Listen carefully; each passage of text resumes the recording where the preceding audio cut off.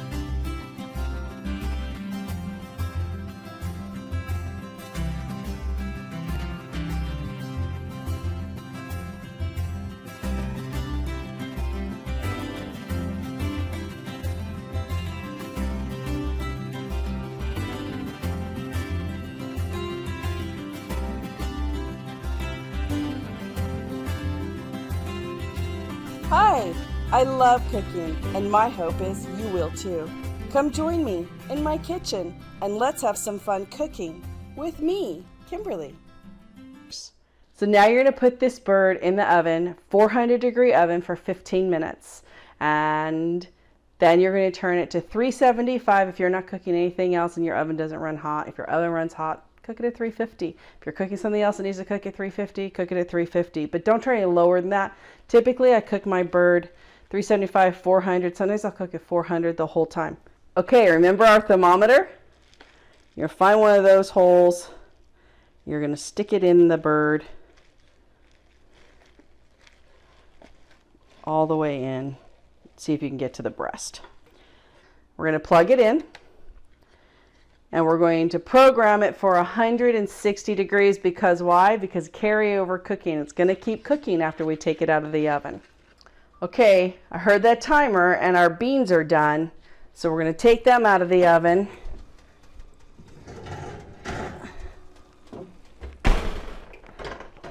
We're going to put the rest of our little French fried onions on there so they get nice and brown and there's no sogginess to them at all.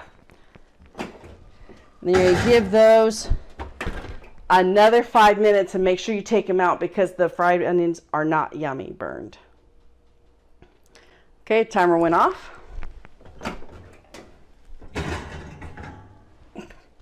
Those onions are done. We're going to go get that turkey.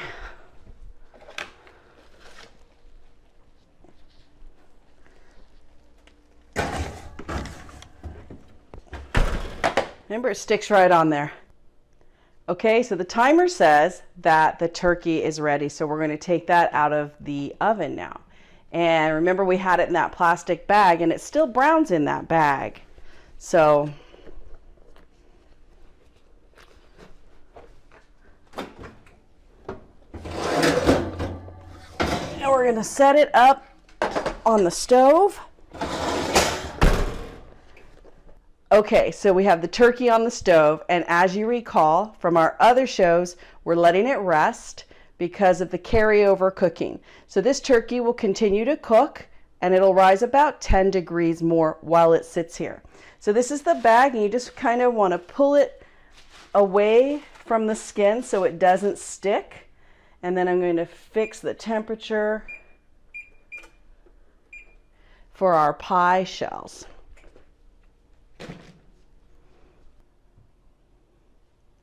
Okay, so part of our new norm might wind up being individual portions, right? So I made these little apple dumplings, so it's like your own little apple pie.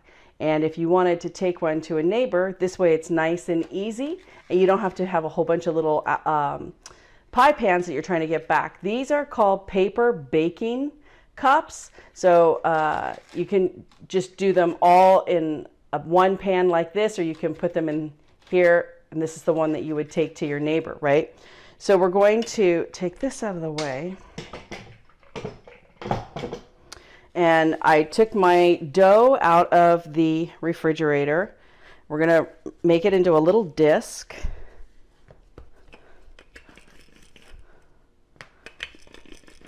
And they're just, you don't really need to It doesn't need to be exact. You know, it's a pie. It's a little dumpling. So if you're not sure how big to make this, here's an apple. You just kind of measure. You think, oh, it needs to be a little bit bigger. So we're just going to stretch it a little bit more. Okay, so that is waiting for our apple. So if you want to do a whole bunch of these ahead of time, I had them in a big bucket with a little bit of lemon water to keep them from browning. You can buy any apple peeler core that you want. I personally got this one at some home shopping thing. Anyway, so you just turn it. Now, unfortunately, or fortunately, depending on how you look at it, this one cuts and peels at the same time. And you have an option as to whether or not you want to peel it, but you don't have an option as to whether or not it cuts it. So it automatically cuts it. So it's kind of cool. You have this little broken apple. So then we're just going to take this, move it over here. Okay, so now, if you have any butter left, take a tablespoon of butter. You just push it right on in there. This probably works better when the butter's cold. I did all the other ones when the butter was cold. And then you put it on your little dough circle square, and you start pushing some of the sugar in there. It's just however much sugar you want in this little individual pie. I think I use about 1/4 cup each time. You just sort of put it in there like that, and then you start pulling this up like that. And you have some water. And you just kind of play with it, right? So you squish it all on here. This one is not pretty, but if you decide you don't like it and it's not pretty, you can use some scraps and make it a little bit prettier. So now we're putting that one in the little individual little cup. So then for the ones that you wanted it to be a little bit prettier,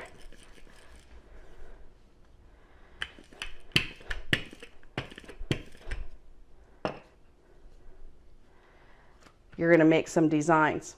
So we're going to take this out of this little cup, just like this, and we're going to open this back up because I forgot to put the seasonings in it. So you're going to put a little bit of ginger if you like ginger, a little bit of nutmeg, and a little bit of cinnamon. And typically you would put this on your whole apple so that it was open a little bit more. I absolutely forgot to do that. I'm very sorry. So now we're going to put this back in there like that. And now this little knife, you're just going to cut. You're just going to free form cut some leaves. Usually do 4 or 5 little leaves. You get your water. We're going to cover up how ugly those are. How ugly I made that one by opening it again. Just a little bit of water. Little bit of decoration. And the really great thing about these is everybody gets their own crust. Everybody in my house loves pie crust. So then you take a little bit of the extra and you make these big honking stems because I had the pie dough. And there you go. Okay? So you can roll that out later and make cinnamon and sugar little pie crust roll things that my mom used to make for me. And then we have 2 cups of sugar and a cup of water and a little bit of cinnamon, and we're just going to pour this over. Looks like mine got a little bit cool. Now, obviously, the one that is in the cup, it's not going to be so neat anymore. You just want to pour these over. I didn't think about that before I did this. I was just trying to show you how to make individual ones. That's a lot of sauce, and you're going to put it in the oven 350 degrees for between 30 minutes to 50 minutes, and it depends on your stove. Your oven, how often you're opening it. and all kinds of, how big are your apples, how cold is your house, all that same stuff that always matters, right?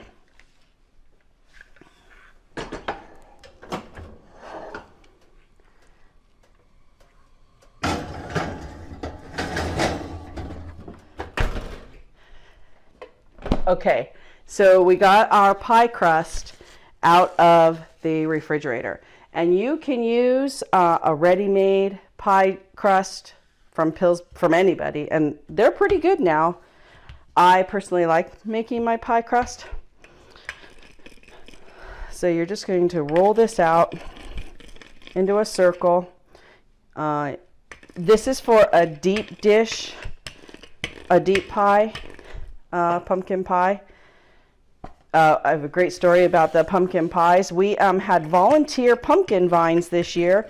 We apparently did not clean up very well after our pumpkins last year. So this year we had some plants, and John was watering them. He says, honey, I think those are pumpkins. And so I'm going to show you those in just a minute. And that is where we got our pumpkin for today's pie.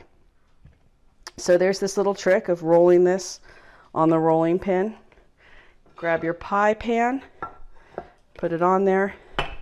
Sometimes it works great. Sometimes it doesn't work as well as other times. Okay, so you just go ahead and push this all in there. You don't want to stretch it, because otherwise when you stretch it, when you bake it, it'll shrink. So then you just cut off the extra pieces, and then you just sort of turn and fold this. It's not very pretty, that's the truth. It just isn't very pretty. My mother makes beautiful, beautiful rims on her pie crusts. I don't do that. It tastes good. So, and then when you see these pumpkins, you're going to think, well, that goes perfectly, because they are not beautiful pumpkins at all, but it turns out they're really good pumpkins, and they're called like Red Rocket, some kind of red pumpkin. They're a warty pumpkin, and they're a hybrid. Okay, so now you're going to take this fork, and you're just going to stab this little pie crust so that it doesn't rise up, and I'm going to do something called blind baking, and you're going to put it in an oven. So that one's already at 375, so we're going to go ahead and just cook this at 375 for about 10 minutes. You want this bottom part to be cooked, because you've had pumpkin pie and the bottom's all soggy, yucky, right? No, we don't want that. So you can also blind cook it with weights, pie weights, beans. It turns out that I didn't have the beans I thought I had, so we're just going to blind cook it that way. Okay. So here is our pumpkin. So this is one of the pumpkins. This is the bigger one. And you can see it's really orange and it's kind of warty, but pumpkins aren't toxic. So it doesn't matter. You can eat them. And this one actually is supposed to be pretty sweet. So the one that we cut, and it's really easy. The one that we cut is this guy. Look how orange that is. That's the most orange pumpkin I've ever seen. But that is not the typical looking pumpkin, and it's really ugly inside. So I cut this pumpkin, so the other half was, this much, right? And I scooped out all the seeds, and I put it in the microwave, and I covered this part, and I cooked it, I think 15 minutes until it was really mushy, and then I just mushed it all up into a puree, and it actually gave me quite a bit of pumpkin, so it gave me 2 cups, and then I have that left over. And I'll make little mini somethings, pumpkin bread probably. Oh, pumpkin pie, spice, latte, coffee cake. That's what I'm making. Okay, so then let's get rid of all this dough and work on this pumpkin pie. So here's the pumpkin mash puree. So here's the thing, if it's really runny, you're going to want to drain it a little bit. So you're going to know, does it look like the pumpkin that you get out of the can? So that looks pretty close to the pumpkin that we get out of the can, so I'm going to go with that. Maybe I add a little tiny bit more cornstarch. So we're going to add, these are 2 cups of pumpkin. I have 3 whole eggs. Egg is a binder. That's what gives it the fat and the smoothness. and helps hold it all together. So then we have some brown sugar. Here's 1 1/4 cups of brown sugar. Now, that'll change depending on what kind of pumpkins you used. If you use a pumpkin that's closer to a gourd and it tastes more like squash, you might want to add a little bit more sugar. And then on the flip side, if you use a sweeter pumpkin or you don't like quite so sweet a pie, you might want to use less sugar. So you're just going to smooth it till it's all nice and smooth. Then I'm going to put my cornstarch in. This is a tablespoon, maybe a little tiny bit more, because I was a little bit worried that this pumpkin was a little juicy. And then we're going to do our 1/2 teaspoon of salt. And then this is a tablespoon of what I call holiday spice mix. And in some of my other classes, we made a pumpkin spice latte coffee cake. And this is the holiday spice that we made. And I can leave that recipe for you too. So I use a tablespoon. And if you're ever not sure how much to substitute of your own pumpkin pie spice that you like, then what you do is you add up all the spice that they want you to put in, add all those teaspoons and tablespoons, and it needs to equal the same. Okay, the proportions don't need to be the same, but if it asks you for a 1/2 teaspoon of cinnamon and a 1/2 teaspoon of ginger and everything else, so then you would just put in a teaspoon, right? Okay, then somebody is telling me to put in a little bit of fresh ground black pepper. So we're going to do that. Fresh ground black pepper just absorbed all the humidity. So then we're going to just stir that. So that's just a pinch. And it's the first time I've done it. We'll see how that works. So we're just going to stir that up and see it's nice and thick. This isn't all watery like the one you make out of the can. So then we're going to use 1 cup of heavy cream, which really you just cannot go wrong with heavy cream. And then 1/4 cup of milk, because believe it or not, that extra 1/4 cup of milk did make it a little bit too fatty, too heavy. That was just like probably 2% milk. So this is still pretty thick. So you don't have to worry when you're going back and forth on your to the stove and to the oven. That's when everybody, drips their pie. So we're just going to wait for the shell to be done. Okay, so that turkey. This is the board that we're going to carve him on.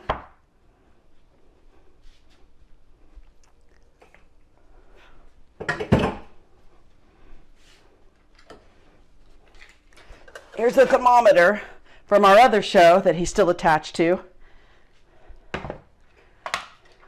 Need to remember to pull those out. Yeah, I did forget to tell you that in the other shows. You've got to pull out that thermometer or you're dragging around that tail. Okay, so we have this all set up in the bag still, right? So sometimes you can open the bag towards the end of the cooking if you want to brown it. But this one looked like he was getting pretty brown. Remember, we flipped him upside down. So we're going to pull out this probe. And now you can't really see it, but you have all this juice in here. So we're going to take our bird. He's pretty warm still. He's a little bit stuck on here. Probably should do this with gloves on.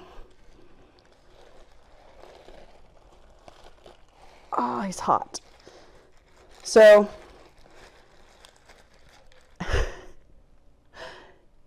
the breast is going to be very moist and tender, but it's not going to be beautiful.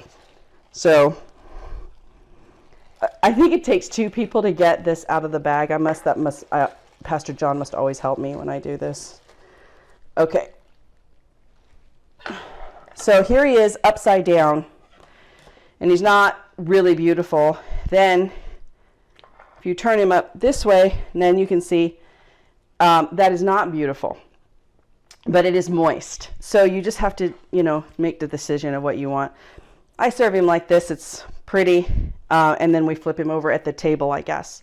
So now you're right. I'm going to flip him over the other way so that we can carve him more easily. This is dog food, right? Okay, so then the bag has all the juice. It held all the juice in there. We're going to move that over here, and that's how we're going to make our gravy. We're going to let him rest for a minute, and so you can put some foil on top of him. Oops, sorry for the noise. And that's tenting. So we're just going to, so not all his heat goes away really quickly. And now we're going to make the gravy with the juice, right? And there's no burn bits. That's true.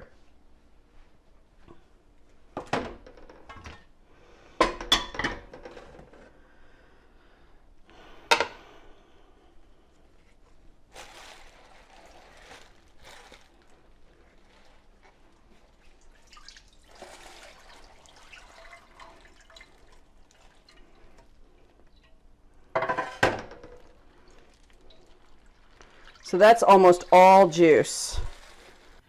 Okay, so all the juice was in that bag, right? So it made it very easy for me to empty it into my oil separator. So this is a little bit here, and that's perfect. So we're going to go ahead and pour that in here.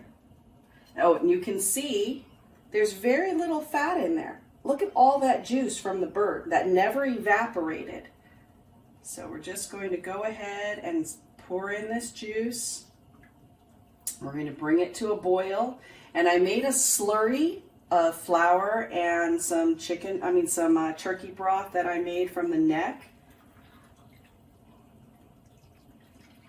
Okay, and then this is just some little bits of meat. We want to go ahead and have those in there because that makes it even more authentic, and everybody knows it didn't come out of a can that way, right? But they'll be able to tell from the taste. So our turkey juice is coming to a boil now, and that's how we're going to make our gravy. So you make this slurry with turkey broth and some flour. I use the leftover flour from making our pies. So it just needs to be really, really smooth. And I like this consistency because it mixes very well. So now that our juice is boiling, you want to put some in there. Do keep in mind that gravy thickens as it cools as well. So you just want to stir this up. You can see it's getting thicker already. So the other thing is we seasoned the bird and we put a considerable amount of salt in there. So this gravy isn't going to need any more salt. And if you seasoned your bird correctly, your gravy also won't need any more seasoning. But go ahead and taste it. I do taste the juice before I start this process. And it tasted really good, to be honest. Worcestershire sauce helps it. It gives it a little brown color if that's what you're looking for. We're going to bring this back up to a boil. If you put too much slurry in here, then I have some more broth that I made from the neck and from the Pope's nose and a gizzard.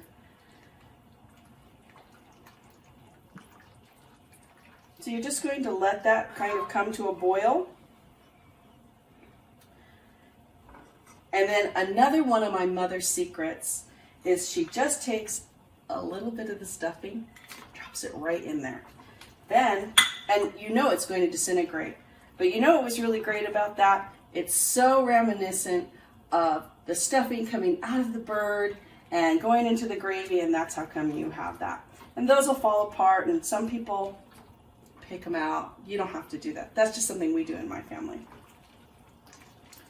So this gravy's coming along very well. Make sure that you cook your gravy long enough, because otherwise your flour will be raw and it'll have that funny mouth feel. So those are the secrets with gravy. You need to make a very nice smooth slurry with the flour. It can be broth or water, but it needs to be smooth, no lumps. You need to add it in and you need to stir it while you're adding it. Also, you need to cook the gravy long enough, probably 3 or 4 minutes, so that the flour cooks and it doesn't have that mealy taste.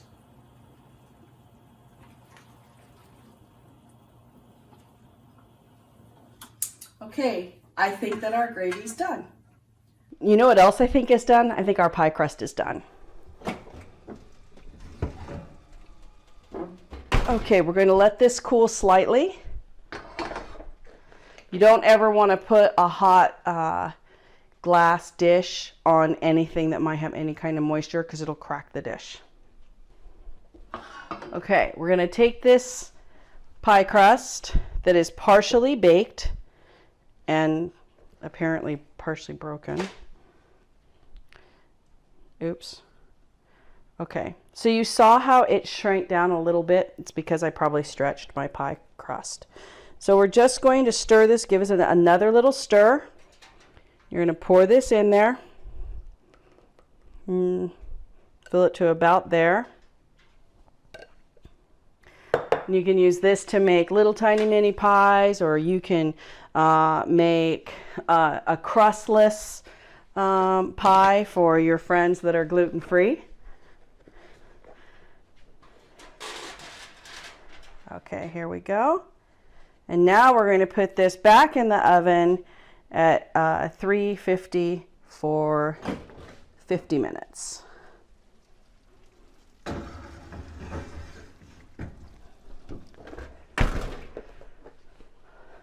Just a real quick recap of where we're at right now with this Thanksgiving feast, okay? So we've done our baked brie. This is the big one if you're serving it with everybody. And here we have the little individual ones.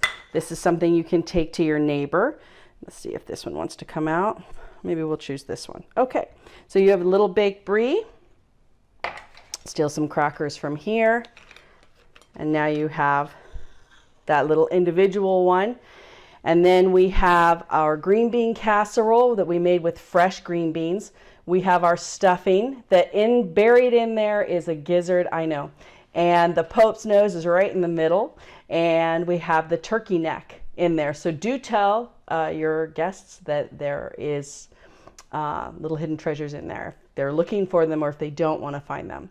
We have our mashed potatoes, which I'm going to get back to in just a second. We have our homemade cranberry sauce, which when you see it, it looks great. I can't reach it right now, but it gelled up so beautifully. The natural pectin in the cranberries just makes it so good. And there's no gelatin in it. That's just natural.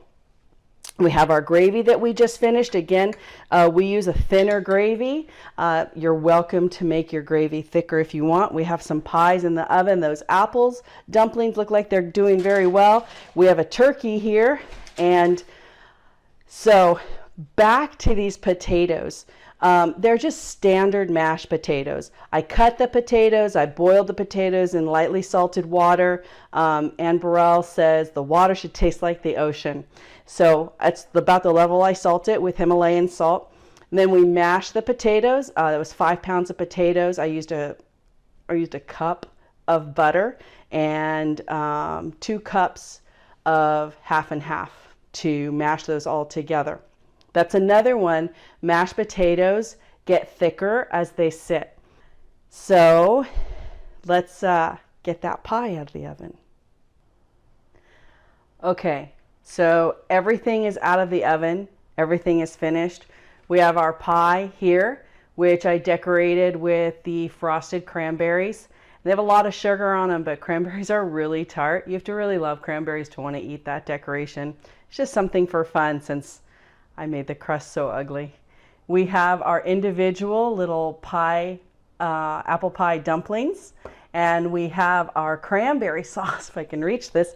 And I want to show you, see how congealed it is and how it's a jelly. And that is just the sugar, cranberries, orange juice, and some spices. I did get the cinnamon stick out of there, and I got 2 of the 3 cloves out of there, so somebody's going to win the do the dishes prize, right? Isn't that how it works at our house? If you got the clove, you got the dishes. So here we have our stuffing, and there's a neck right here, and there's a gizzard over here. I put those on the edge so people that don't want them can find them right away. We have our green bean casserole, the standard for every traditional Thanksgiving dinner with a twist. I made it with fresh green beans and put some little extra things in there to make it our own for my family.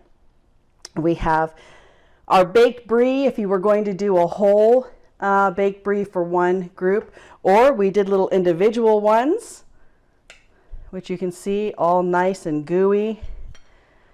Well, maybe you can see it. all nice and gooey. The cheese is really, really soft. This one was the apricot and caper one. Oh, it's going to be so good. It smells so good. We have our gravy. Look at how much this thickened. See, I told you it was going to get really thick sitting, and then the stuffing helped absorb that extra juice. Oh, it's just so good that way. I really wish you could taste it because I did sample it. It's really good. We have our mashed potatoes with the skin on them, and we have our ugly bird. So sorry that the top is flat, but I'm telling you the breast is nice and tender. So we are going to make a plate for Pastor John.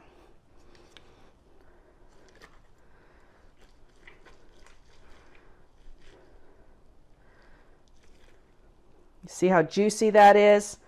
That beautiful that beautiful breast, turkey breast meat that is usually so dry. This is not dry at all. It's all beautiful for people that like the white meat but don't want it dry. And this bird is cooked all the way through. We cooked it in that bag.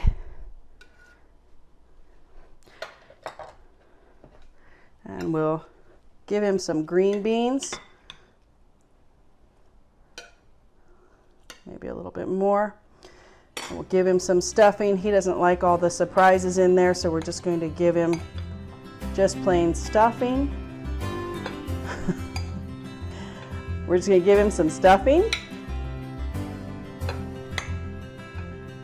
I put this in far too shallow of a bowl. He doesn't need that much starch. Okay, so we're going to give him some mashed potatoes. We'll make up for the stuffing with the mashed potatoes. John loves cranberry sauce. So we're going to put some cranberry sauce on his turkey here. And we're going to finish that with some gravy for his potatoes. And his fork. Happy Thanksgiving.